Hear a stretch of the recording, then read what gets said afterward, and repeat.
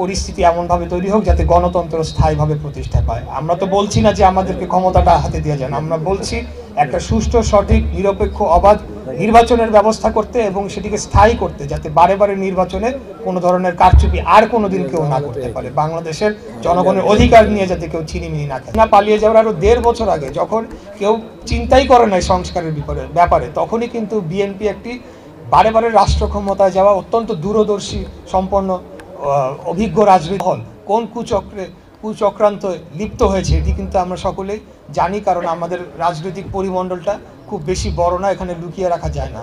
যার কারণে আমরা জানি যে আমরা বুঝতে পারি যে একটা কুচক্র রয়েছে, যারা সরকারের ভেতরে এবং বাইরে থেকে একটি ষড়যন্ত্র করে বিএনপির সুনামকে, বিএনপি একদলীয় বাকশালকে বাতিল করে বহুদলীয় গণতন্ত্র প্রতিষ্ঠা করা এবং বাংলাদেশে গণমাধ্যমকে উন্মুক্ত করে দেয়া, এর চেয়ে বড় সংস্কার কি স্বাধীনতা পরবর্তী সময় হয়েছে?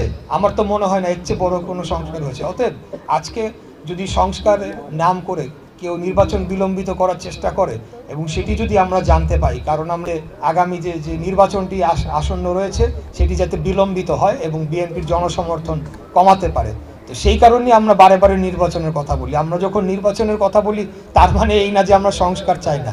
সংস্কারের ইতিহাসটা তো আমি বলেই আসলাম যে একদলীয় বাকশাল থেকে বাতিল করা থেকে শুরু করে সর্বশেষ আবৃত্তি করতে পেরেছে এবং সেটিকে ঘোষণা করেছে। অতএব আমাদেরকেও সেটি স্পষ্টভাবে জনগণকে বোঝাতে হবে যে অবশ্যই আমরাও সংস্কারের পক্ষে, আমরাই সংস্কারের প্রস্তাবনা আগে দিয়েছি এবং সংস্কার যদি বাস্তবায়ন করতে হয় তাহলে বিএনপির দাবি সংস্কারকে যদি দীর্ঘস্থায়ীভাবে এটিকে প্রতিষ্ঠা করতে হয় তাহলে একটি সরাসরি জনগণের ভোটে নির্বাচিত সংসদ ছাড়া এটি কোনোভাবে স্থায়িত্ব পাবে না।